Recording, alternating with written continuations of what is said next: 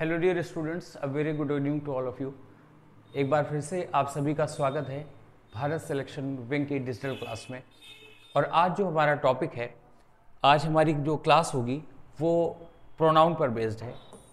आपका टॉपिक जो है प्रोनाउन का है और इसमें हम प्रैक्टिस क्वेश्चंस को, आज बेसिक क्वेश्चंस को हम लोग डिस्कस करेंगे।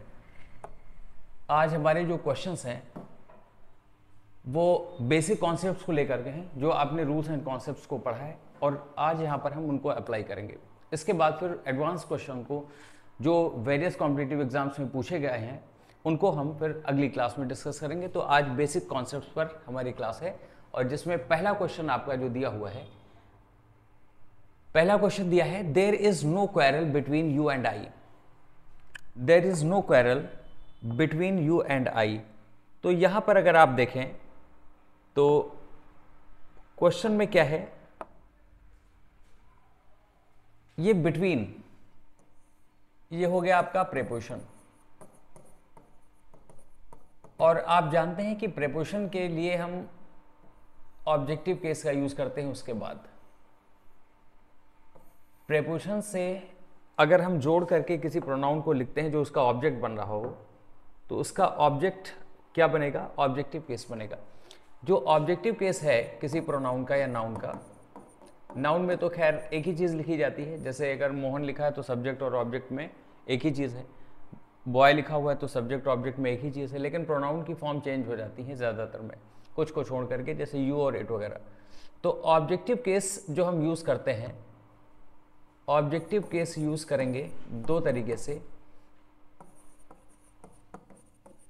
ऑब्जेक्ट टू अ वर्ब, ये पहली बात हो गई। और दूसरी बात आपकी क्या हो जाती है? Object to a preposition. दो बातें आ जाती हैं यहां पर अगर हम ऑब्जेक्टिव केस के बारे में बात करें तो। For example, I taught him. अगर हमने यहां पर हिम जो लिखा वो हमने ऑब्जेक्टिव केस ही का लिखा। क्यों? क्योंकि ये इस वर्ब का ऑब्जेक्ट है, टॉट वर्ब का ये ऑब्जेक्ट हो गया।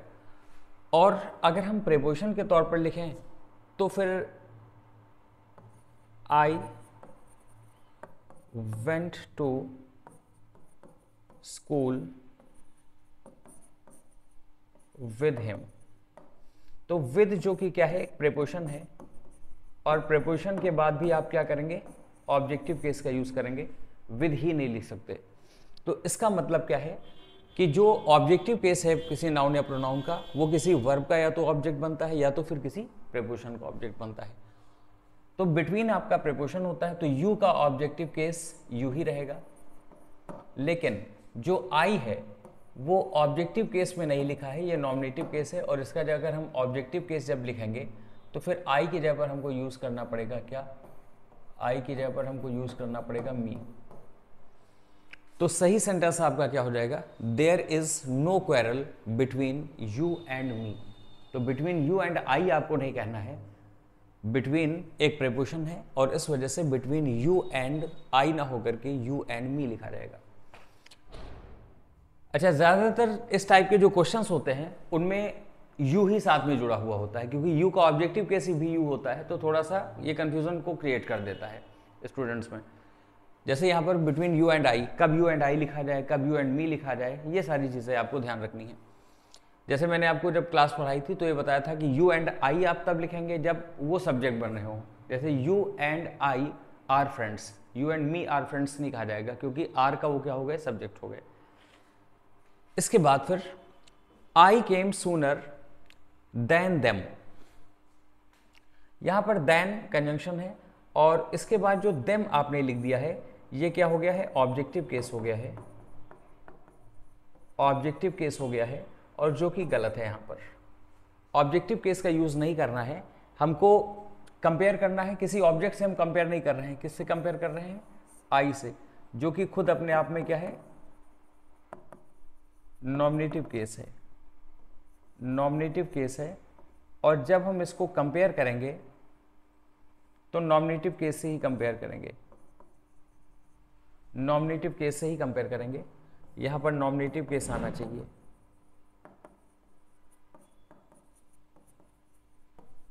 तो फिर देम के लिए नॉमिनेटिव केस हमारा क्या हो जाएगा, इसके लिए हमारा नॉमिनेटिव केस हो जाएगा दे होगा, दे हो जाएगा।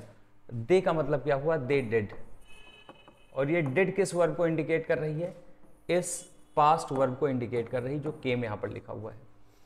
मतलब ये हुआ कि I came sooner than they did, they did का मतलब दे केम, लेकिन मेन वर्ब नहीं लिखी जाती, आप हेल्पिंग वर्ब का यूज यहां पर करेंगे, या फिर आप केवल नॉमिनेटिव केस का यूज करें। ये ब्रैकेट में लिखने का मतलब क्या है, ऑप्शनल है आपके लिए लिखना, आप चाहें तो लिख सकते हैं, आप चाहें तो इसको अंडरस्टूड रख सकते हैं। तो फिर सही तरीका क्या है, आई केम सूनर देन दे। जैसे मैंने आपको बताया था कि अगर सेंटेंस लिखा है he is taller than me, तो बोलने में तो ये ठीक ठाक लग रहा है ना, मॉडर्न इंग्लिश में, स्पोकन इंग्लिश में इसको जो है एक्सेप्टेबल भी माना गया है, खासकर स्पोकन इंग्लिश के बारे में अगर हम बात करें। लेकिन यहाँ पर ये क्या है, आपका सब्जेक्ट है, और जिससे आप कंपेयर करेंगे ये भी क्या होगा, सब्जेक्ट होगा। हम अगर ऑब्जेक्ट से कंपेयर कर रहे हों तब फिर ऑब्जेक्टिव केस दोनों में यहाँ पर हो जाएगा। तो यहाँ पर हमको जब सब्जेक्ट चाहिए तो मी का यूज़ हम नहीं कर पाएंगे, यहाँ पर मी का यूज़ गलत है, और मी की जगह पर हमको क्या लिखना पड़ेगा, आई लिखना पड़ेगा। आई का मतलब क्या होगा, यहाँ पर आई एम हो जाएगा, यहाँ पर आई का मतलब आई एम हो जाएगा, क्योंकि ये बी वर्ब है, he is taller than I am. तो ये दो बातें हुई कि कहाँ पर हम यहाँ पर ऑब्जेक्टिव केस यूज कर रहे हैं, और यहाँ पर हमने क्या कर दिया, नॉमिनेटिव केस का यूज कर दिया।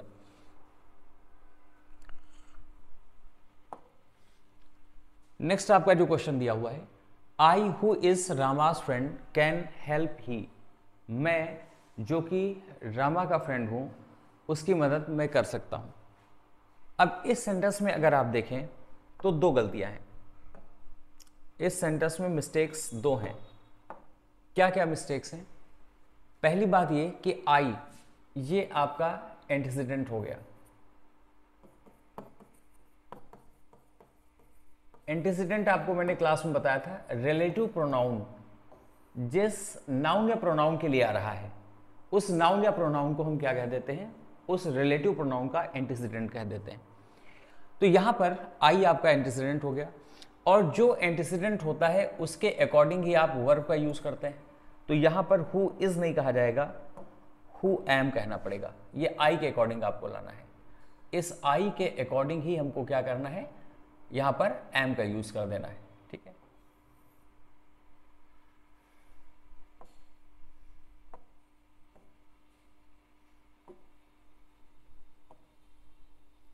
इस आई के अकॉर्डिंग यहां पर क्या हो जाएगा, एम हो जाएगा, है ना।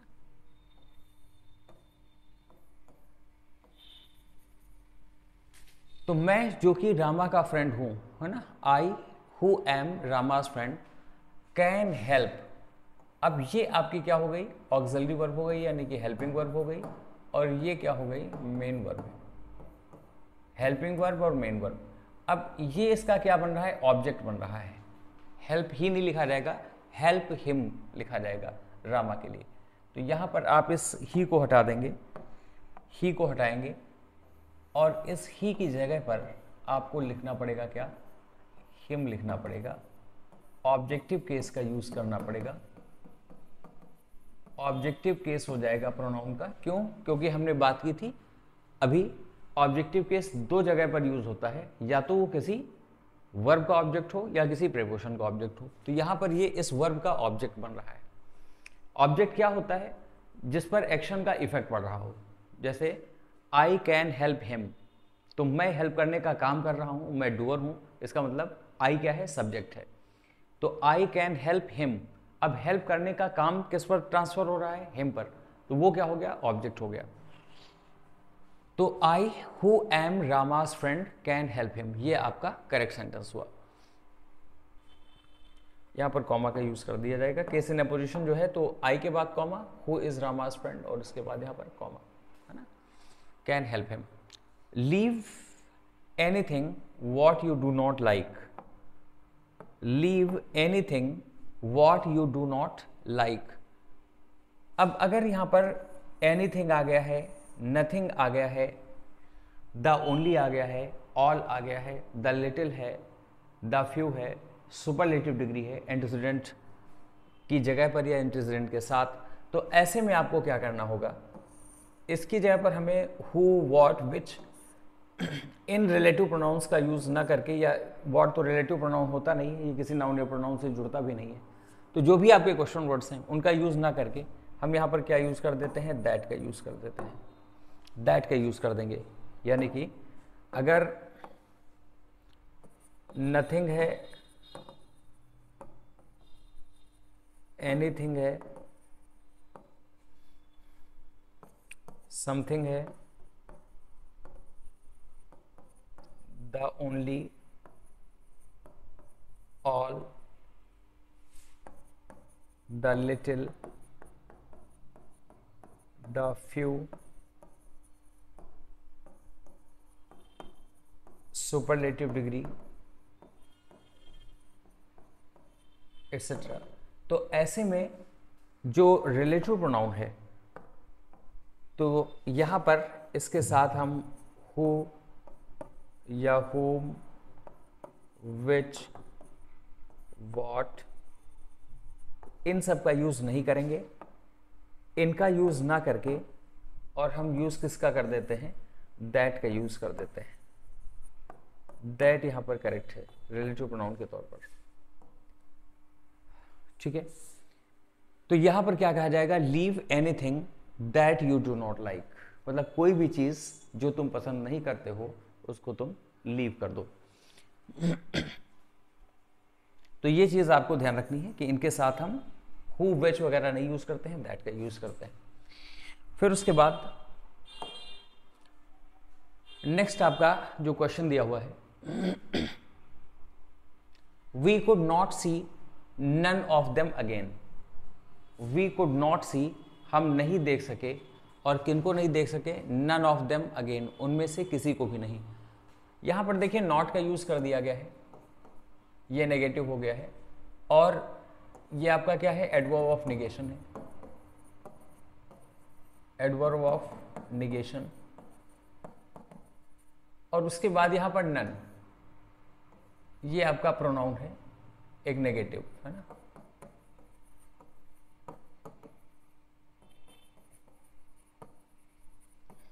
ये प्रोनाउन है यहां पर। तो फिर नॉट और नन दोनों का यूज नहीं किया जा सकता। या तो आप इसको ऐसे लिखिए,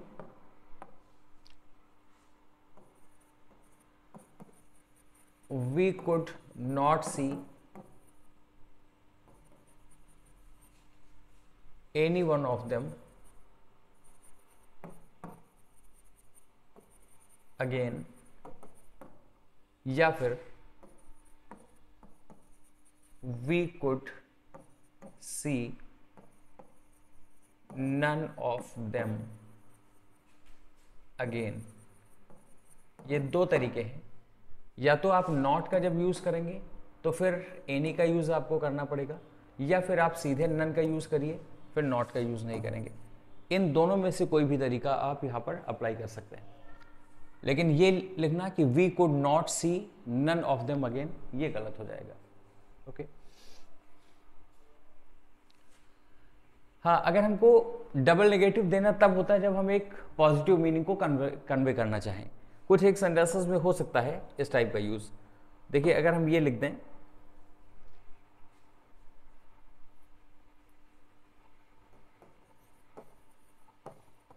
the sky is not nothing, तो ये सही है ऐसा सेंटेंस। अगर हम लिख दें कि the sky is not nothing, इसका मतलब स्काई जो है वो नथिंग नहीं है, यहां पर कुछ चीजें हैं, समझे। तो नॉट और नथिंग का एक साथ यूज कर दिया गया है, डबल नेगेटिव मिल करके क्या हो जाएंगे, वो पॉजिटिव मीनिंग देंगे। यानी नथिंग नहीं है, इसका मतलब कुछ चीजें हैं वहां पर।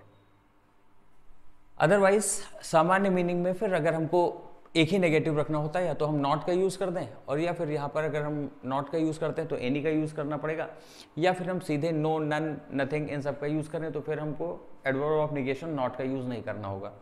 ये चीजें हैं। उसके बाद फिर लिखा है कनक, सिद्धांत एंड शाश्वत हेल्प्ड ईच अदर। बात यहां पर क्या आती है कि ईच अदर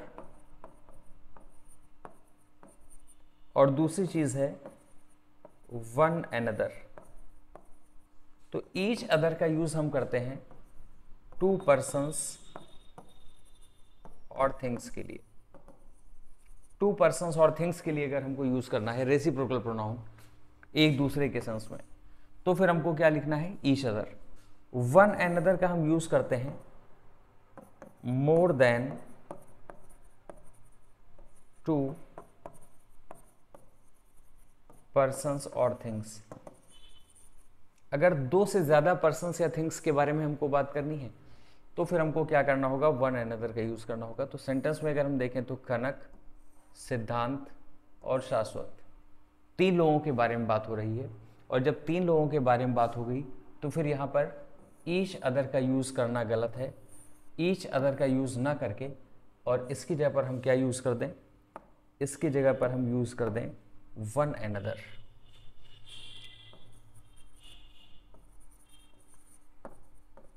वन अनदर यानी खनक, सिद्धांत एंड शाश्वत हेल्प्ड, और हेल्प्ड के बाद फिर सीधे हम क्या लिख देंगे, वन अनदर लिख देंगे। वन अनदर मतलब हर एक ने हर एक की हेल्प की।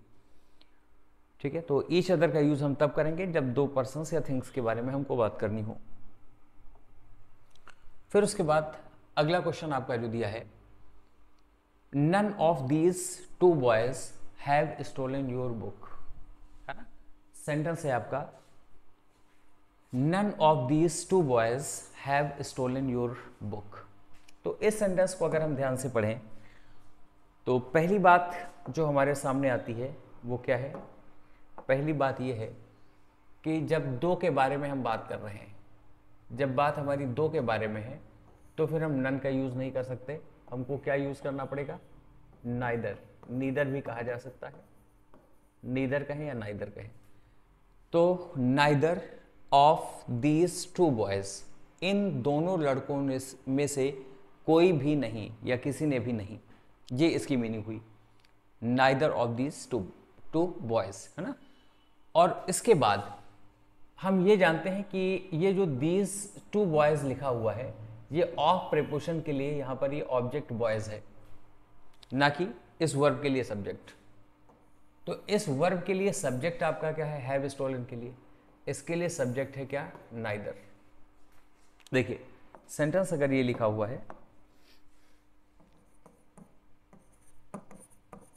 Neither of them was present there, मतलब क्या हुआ कि उनमें से कोई भी नहीं। यहां पर नाइदर लगने का मतलब क्या हुआ, यहां पर दो लोगों के बारे में बात हो रही है, ठीक है ना। तो neither of them was present there, उनमें से कोई भी वहां पर प्रेजेंट नहीं था, यानी कि उन दोनों में से कोई भी वहां पर प्रेजेंट नहीं था। तो अगर आप यहां पर देखें तो ये ऑफ प्रीपोजिशन का क्या हो गया, ऑब्जेक्ट। अभी बताया कि प्रीपोजिशन के ऑब्जेक्ट को हम ऑब्जेक्टिव केस में लिखेंगे। तो अगर हम ये ऑब्जेक्टिव केस में लिख रहे हैं तो इसका मतलब इस वर्ब के लिए सब्जेक्ट नहीं है, इस वर्ब के लिए सब्जेक्ट मेन आपका क्या है, नाइदर है। सब्जेक्ट पार्ट तो आपका ये पूरा है, लेकिन मेन सब्जेक्ट जिसके अकॉर्डिंग आपको वर्ब लानी है वो क्या है, नाइदर है। तो नाइदर ऑफ देम, उनमें से कोई भी नहीं। अच्छा, ईच, एवरी, आइदर, नाइदर, ये सब सिंगुलर में बात करते हैं, एक एक करके ये बात करते हैं। तो इस वजह से इस नाइदर के अकॉर्डिंग जब हम लाएंगे तो यहाँ पर हमको वाज लिखना पड़ेगा, वर नहीं। जैसे यहाँ पर तो रहेगा प्लूरल, नाइदर ऑफ देम, उनमें से कोई भी नहीं, एक से ज़्यादा होंगे तभी तो उनमें से कोई नहीं ऐसा कहा जाएगा। नाइदर का यूज़ दो के लिए और नन का यूज़ दो से ज़्यादा के लिए। तो यहाँ पर तो हो जाएगा neither of these to boys, लेकिन ये बॉयज़ हमारा सब्जेक्ट नहीं है। जिस तरह से देम हमारा सब्जेक्ट इसका नहीं था वाज का, उसी तरह से यहाँ पर ये बॉयज़ जो लिखा हुआ है ये इसका सब्जेक्ट नहीं है, ये ऑफ का ऑब्जेक्ट है, ये ऑफ का ऑब्जेक्ट हो गया। तो सब्जेक्ट हमारा क्या हो गया, नाइदर हो गया। जब नाइदर ये सब्जेक्ट है हमारा तो इसके अकॉर्डिंग फिर हमको क्या लिखना पड़ेगा, हैज़ लिखना पड़ेगा। इस नाइदर के अकॉर्डिंग हमको लिखना पड़ेगा हैज़। तो सही सेंटेंस हमारा हो जाएगा, neither of these two boys has stolen your book. इन दोनों में से किसी भी लड़के ने तुम्हारी किताब नहीं चुराई है। नेक्स्ट आपका दिया है, Shyam and my self decorated the college hall. Shyam और मैंने कॉलेज हॉल को डेकोरेट किया, है ना। तो अब यहाँ पर अगर आप देखेंगे तो डेकोरेटेड आपकी क्या है, वर्ब है। डेकोरेटेड हो गई वर्ब, और जब ये वर्ब है तो इसके लिए ये दोनों सब्जेक्ट बनने चाहिए जो डूअर है। एंड से आपने जोड़ दिया कंपाउंड सब्जेक्ट को बनाने के लिए, तो श्याम नॉमिनेटिव केस में ठीक है, नाउन तो वही लिखा जाता है, नॉमिनेटिव केस हो गया। लेकिन जो माई सेल्फ लिखा है ये एक रिफ्लेक्सिव प्रोनाउन है और इसको हम नॉमिनेटिव केस में नहीं यूज कर सकते। नॉमिनेटिव के जो प्रोनाउंस होते हैं जैसे I, we, you, he, she, it और दे, ये पर्सनल प्रोनाउंस आप वहां पर पर्सन के लिए यूज करते हैं। माई सेल्फ, योर सेल्फ ये नहीं कर सकते, ठीक। तो इस वजह से यहां पर हमको नॉमिनेटिव केस यहां पर भी लाना पड़ेगा, और अगर हम नॉमिनेटिव केस यहां पर लाएंगे तो फिर हमको क्या करना पड़ेगा, माई सेल्फ हटाना पड़ेगा। माई सेल्फ हमें हटाना पड़ेगा और माई सेल्फ की जगह पर लिखना क्या पड़ेगा, लिखना पड़ेगा हमें आई, जो कि एक नॉमिनेटिव केस है। तो करेक्ट सेंटेंस आपका क्या हो जाएगा, श्याम, SHYAM भी आप लिख सकते हैं या जैसा भी दिया हुआ है, एंड आई डेकोरेटेड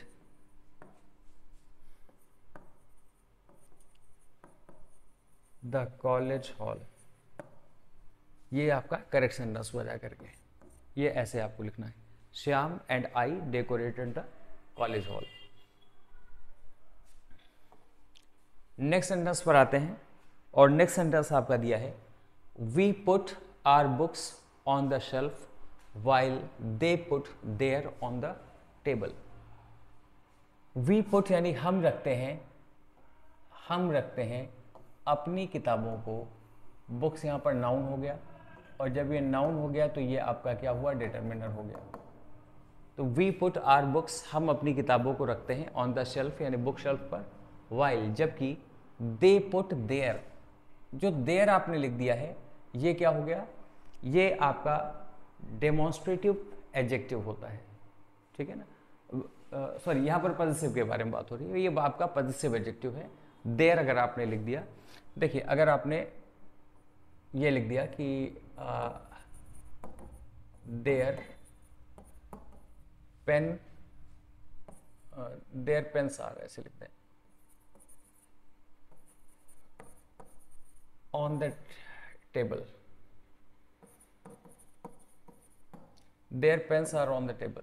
तो ये जो पेन्स आपने लिखा है ये आपका नाउन हो गया, और जिस तरह से दिस, दैट, दीज, दोज के साथ अगर आप नाउन जोड़ देते हैं तो वो डिटर्मिनर्स हो जाते हैं, वो आपके डेमोन्स्ट्रेटिव प्रोनाउंस, डेमोन्स्ट्रेटिव एडजेक्टिव्स हो जाते हैं। और यहाँ पर ये आपके पॉजिटिव केस के, ये पॉजिटिव केस के जो प्रोनाउन होते हैं जैसे देयर्स है, हर्स है, हिज तो दोनों में एक जैसा होता है, माइन है, फिर ये क्या बन जाते हैं, एडजेक्टिव्स बन जाते हैं, ये एडजेक्टिव हो जाएगा। तो देयर के साथ अगर नाउन जुड़ा हुआ है तब तो ये एडजेक्टिव का काम करेगा। यहाँ पर देयर के साथ नाउन नहीं है तो हम इसको इस फॉर्म में नहीं लिख सकते, है ना। तो हमको क्या लिखना पड़ेगा, विदाउट नाउन, या तो हम देयर और उसके साथ हम बुक्स लिख दें, या तो ऐसे लिखें कि we put our books on the shelf while they put their books on the table. या फिर हम क्या कर सकते हैं, देयर को हटा करके, और देयर को हटा करके इसकी जगह पर हम क्या लिख सकते हैं, देयर्स लिख सकते हैं, देयर्स लिख सकते हैं। इस देयर्स का मतलब ही क्या हो गया, देयर बुक्स हो गया, देयर बुक्स हो गया, ठीक है ना। अच्छा, ये जो पॉजिटिव केस के होते हैं प्रोनाउंस, तो जब इनके साथ हमने नाउन जोड़ दिया तो थोड़ी सी चेंजिंग के साथ ही एडजेक्टिव बन गए। इनका सिंगुलर और प्लूरल दोनों नाउन्स के साथ यूज किया जा सकता है। जैसे दिस, दैट, दीज, दोज में हमने जाना था कि जो दिस और दैट है ये सिंगुलर नाउन के साथ आएंगे, जैसे दिस पेन या दैट बुक। दीज और दोज हमेशा प्लूरल के साथ आएंगे, लेकिन इनमें ऐसा कुछ नहीं होता, ये केवल पोजीशन को बता रहे होते हैं। जैसे माई बुक भी हो सकता है और माई बुक्स भी हो सकता है। एक किताब के बारे में बात कर रहे हैं तो माई बुक हो गया, एक से ज़्यादा के बारे में बात कर रहे हैं तो माई बुक्स हो गया। इसी तरह से देयर कार या फिर देयर कार्स, अगर उनकी सेपरेट कार्स हैं तो हमने देयर कार्स कह दिया, दोनों एक ही कार में आए हैं, एक ही कार को ओन करते हैं, तो फिर हमने क्या कर दिया, देयर कार हमने कह दिया, अगर वो एक ही फैमिली के अगर मेंबर्स हैं। तो फिर यहां पर क्या हुआ कि we put our books on the shelf while they put their ना कह करके हमको देयर्स कहना पड़ेगा, तो देयर्स हो जाएगा ऑन द टेबल। उसके बाद फिर the army suffered difficulty in her march. तो अगर हम यहां पर देखें, द आर्मी, यहां पर ये जो बात की गई है वो एक कलेक्टिव नाउन हो गया है। ये आपका नाउन कैसा है? कलेक्टिव नाउन है।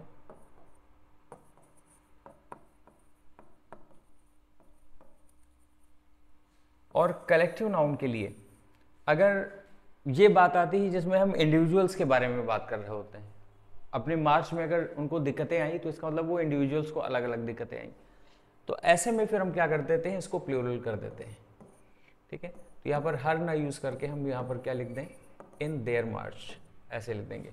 The army suffer difficulty in their march. इसका मतलब जो आर्मी के जवान थे, जो सोल्जर्स थे, उन्होंने डिफिकल्टी फेस की अपनी मार्च में, है ना, मतलब चलने में, आगे बढ़ने में। तो जो आपके कलेक्टिव नाउन्स हैं, अगर उससे एक यूनिट के बारे में एक यूनिज्म की फीलिंग अगर आ रही है कि सब मिलकर के किसी एक काम को साथ में मिल करके कर रहे हैं, एक यूनानिमस डिसीजन लेने की बात हो या एक यूनानिमस एक्शन के बारे में बात हो, तो फिर, या एक कलेक्टिव एक्शन के बारे में बात हो, तो फिर हम वहाँ पर उसको सिंगुलर में यूज़ करते हैं। लेकिन अगर उससे अलग अलग मेंबर्स के बारे में पता चले तो फिर हम उसको प्लूरल में यूज़ करते हैं। जैसे कि दो सेंटेंसेस को हम देख लें।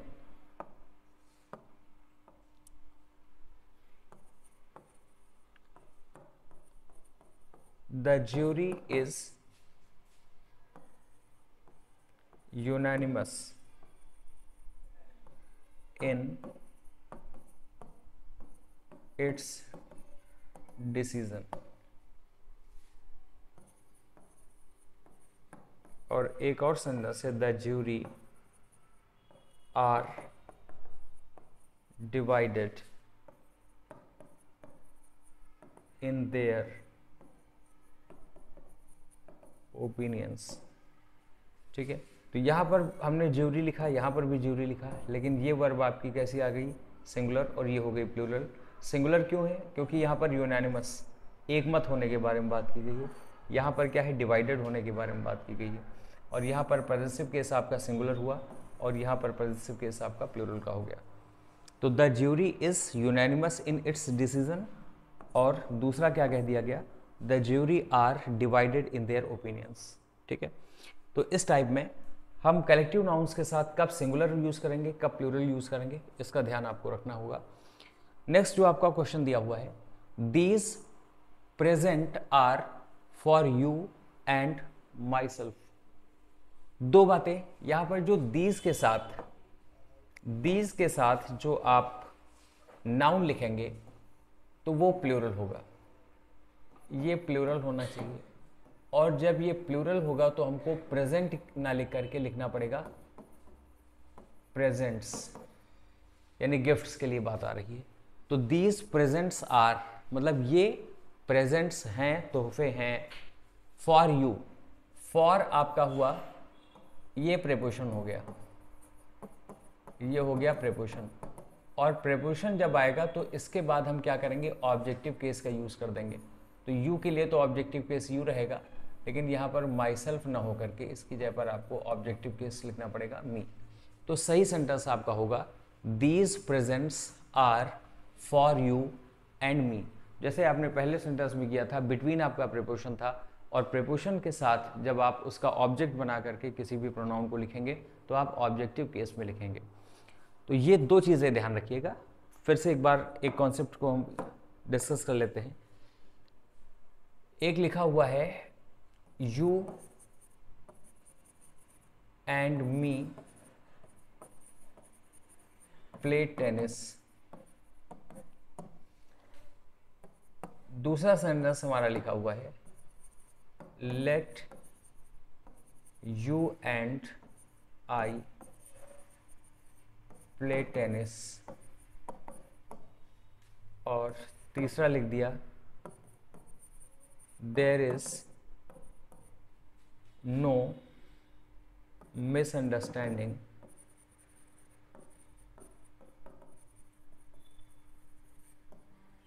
Between you and I. तो इन सेंटेंसेस में अगर आप देखेंगे तो प्रोनाउंस को गलत तरीके से लिखा गया है। पहले में क्या है, you and me play tennis. ये प्ले आपकी क्या है, वर्ब है, ये मेन वर्ब है और ये दोनों ही इसके सब्जेक्ट्स हैं। और जब दोनों सब्जेक्ट हैं तो हमको दोनों को लिखना पड़ेगा नॉमिनेटिव केस में। तो यू तो ऑब्जेक्टिव और नॉमिनेटिव केस में यू ही रहेगा, लेकिन जो मी है ये ऑब्जेक्टिव केस है, इसके लिए हमको नॉमिनेटिव केस क्या लाना पड़ेगा, आई लाना पड़ेगा। तो सही सेंटेंस होगा you and I play tennis, क्योंकि प्ले आपकी मेन वर्ब है, ये दोनों आपके सब्जेक्ट्स हो गए। जैसे हम कहेंगे यू प्ले टेनिस, तुम टेनिस खेलते हो, लेकिन मी प्ले टेनिस नहीं कह सकते हैं, आई प्ले टेनिस, मतलब मैं टेनिस खेलता हूँ, आई प्ले टेनिस। जब हमने दोनों को जोड़ दिया, कंपाउंड सब्जेक्ट यहाँ पर बना दिया, तो you and I play tennis, ये आपका एक कंप्लीट सेंटेंस हो गया।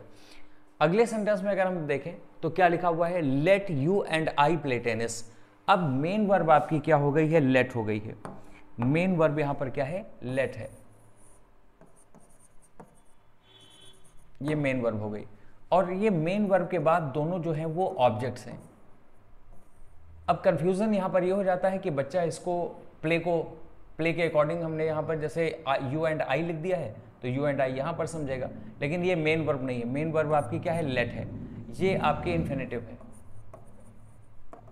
इन्फिनेटिव बेसिकली 2 + V1 होती है, लेकिन यहाँ पर ये बेयर इन्फिनेटिव है।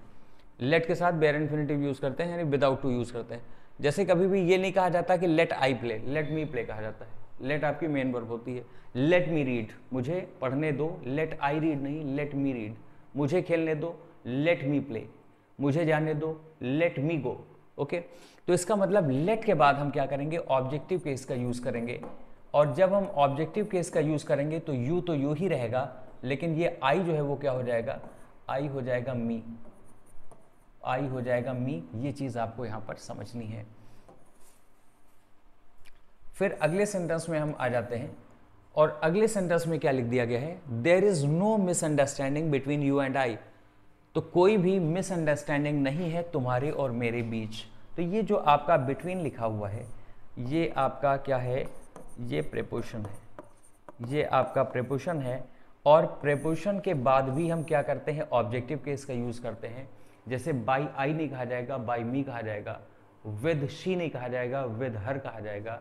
ओके, तो इसी तरह से there is no misunderstanding between, between एक प्रीपोजिशन है और प्रीपोजिशन के बाद यहाँ पर ऑब्जेक्टिव केस और यहाँ पर भी ऑब्जेक्टिव केस जो एंड से जुड़ा हुआ है। तो आई ना लिख करके और इसकी जगह पर आपको लिख देना होगा मी। तो सही सेंटेंस होगा there is no misunderstanding between you and me. तो इसका मतलब क्या है कि सब्जेक्ट के तौर पर हम नॉमिनेटिव केस का यूज करते हैं या हम इसको सब्जेक्टिव केस कह लें, लेकिन किसी वर्ब का अगर वो ऑब्जेक्ट है या किसी प्रीपोजिशन का अगर वो ऑब्जेक्ट है तो फिर हम ऑब्जेक्ट के लिए कौन सा केस यूज करेंगे, ऑब्जेक्टिव केस यूज करेंगे। तो मेरे हिसाब से ये बातें आपको क्लियर हो गई होंगी। बहुत ही इंपॉर्टेंट है, खासकर लेट वाला सेंटेंस कई बार कॉम्पिटिटिव एग्जाम्स में पूछा गया है, बच्चे कंफ्यूज भी हुए हैं, है ना। तो ये तीनों सेंटेंस बहुत अच्छे से आप ध्यान रखिएगा। और एक बात और आती है, मैंने आपको ये भी बताया था कि 2, 3, 1 का क्या सीक्वेंस कैसे रखा जाता है, 1, 2, 3 कब रखा जाता है। क्लास में जा करके फिर से वीडियो देख लीजिएगा कि अगर प्रोनाउन हम ऐसे लिख दें कि आई एंड यू आर फ्रेंड्स, तो ऐसा कहना गलत हो जाएगा। आई एंड यू नहीं कहेंगे, यू एंड आई, और ये दोनों को मिला करके बात कर रहा है तो इस वजह से यू एंड आई मिला करके हम आर ही लिखेंगे, एम नहीं लिखेंगे। केवल आई सब्जेक्ट नहीं है, तो you and I are friends, यानी तुम और मैं दोनों लोग क्या हैं, फ्रेंड्स हैं। तो आई एंड यू लिखना गलत होगा, क्योंकि अगर हम आई को पहले लिख देते हैं तो ये ईगो को दिखाता है, यानी अपने आप के बारे में पहले बात करना शिष्टाचार के अनुकूल नहीं होता। ठीक है, तो फिर आई एंड यू सुटेबल नहीं है, यू एंड आई कहेंगे। अगर थर्ड पर्सन है तो फिर यू ही एंड आई, अपने आप को बाद ही में रखें, यू ही एंड आई कहें। लेकिन जब किसी फॉल्ट को, मिस्टेक को, ब्लेम को एक्सेप्ट करने के बारे में बात आती है तो फिर आप अपने आप को पहले रखें, और ऐसे में 1, 2, 3 का सीक्वेंस हो जाएगा, आई, यू एंड ही कहेंगे। प्लूरल में 1, 2, 3 का ही सीक्वेंस आपका चलेगा। डिटेल में फिर आप क्लास देख सकते हैं फिर से अगर मिस हो गई है तो। एवरीवन लव्स वंस चिल्ड्रन, यहाँ पर जो आपका लिखा हुआ है सब्जेक्ट है एवरीवन, और वंस का यूज हम किसके लिए करते हैं, वंस पॉजिटिव केस में हम यूज करते हैं केवल वन के लिए, एवरीवन के लिए नहीं कर सकते। अगर हम ये लिखें कि वन लव्स वंस चिल्ड्रन तो फिर बात एकदम सही होगी, लेकिन एवरीवन के लिए हमको वंस का यूज नहीं करना है। एवरीवन के लिए हम क्या कर देंगे, हिज का यूज कर देंगे, या फिर हिज ऑब्लिक हर ऐसे यूज कर सकते हैं। तो वंस का यूज केवल वन के लिए ही किया जाता है, ध्यान रहे। यहां पर हम हिज ऑब्लिक हर ऐसे लिख सकते हैं, या केवल हिज लिख दें। अगर कोई भी जेंडर वहां पर स्पेसिफाई करना जरूरी ना हो तो हम मैस्कुलिन जेंडर में वहां पर लिख देते हैं उस चीज को।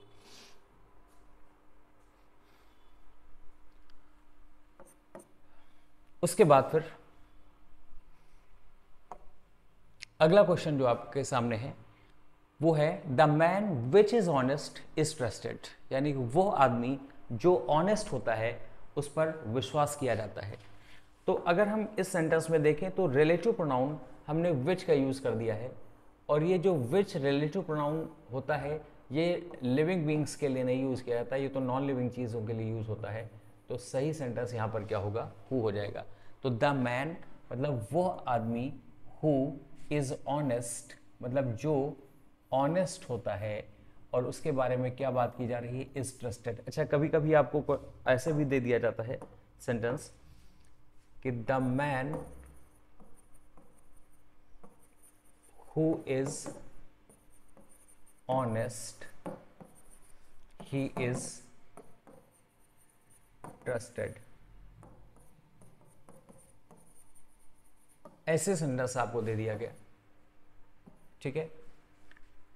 अब आपने मीनिंग निकाली इसमें और क्या कहा कि वो आदमी हु इज ऑनेस्ट मतलब जो ऑनेस्ट होता है, ही इज ट्रस्टेड मतलब उस पर विश्वास किया जाता है, भरोसा किया जाता है। लेकिन ही का यूज यहां पर गलत है। ही अगर लिखा हुआ है ऐसे सेंटेंस में तो ही गलत है, क्योंकि द मैन जो आपका सब्जेक्ट है वो इज के लिए तो है नहीं, इज के लिए क्या है, हु लिखा हुआ है सब्जेक्ट। ये रिलेटिव प्रोनाउन नाउन प्रोनाउन ही तो सब्जेक्ट होते हैं। तो ये किसके लिए सब्जेक्ट है, ये इसके लिए सब्जेक्ट है, इज के लिए। अब इज के लिए आप जो इज ट्रस्टेड आपने लिखा है ना, हेल्पिंग वर्ब इज हो गई और ट्रस्टेड आपकी मेन वर्ब हो गई, पैसिव वॉइस में सेंटेंस लिखा हुआ है। तो the man is trusted, the man he is trusted नहीं लिखेंगे। एक ही वर्ब के लिए दो दो सब्जेक्ट्स आप नहीं लिखेंगे कि द मैन भी लिखें और ही भी लिखें, दोनों नहीं लिखे जा सकते। तो हमको ही हटाना पड़ेगा। ही इसलिए हटाना पड़ेगा क्योंकि ये रिलेटिव प्रोनाउन इसी से जुड़ा हुआ है, ये तो आपका मेन हो गया नाउन जिसके बारे में आप बात कर रहे हैं। तो the man who is honest is trusted, he अगर लिख देंगे तो गलत हो जाएगा।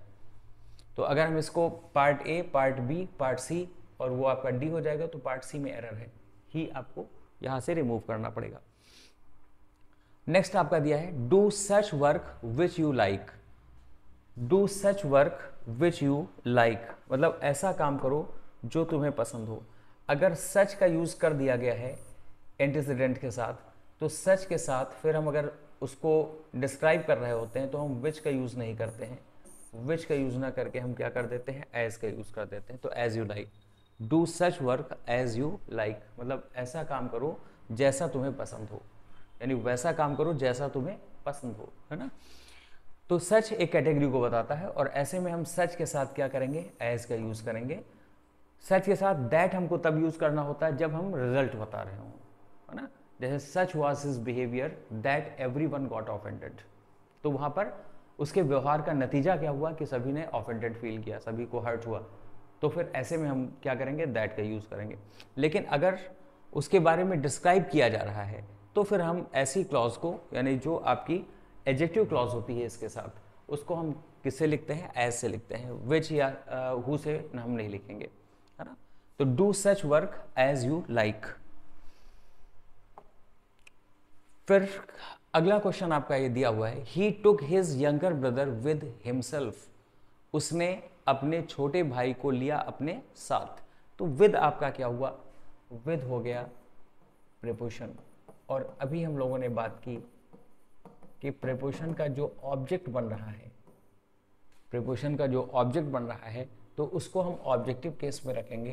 तो ये जो हिमसेल्फ आपका है इसको हटाइए और हिमसेल्फ की जगह पर आप क्या लिख देंगे, हिम लिख देंगे।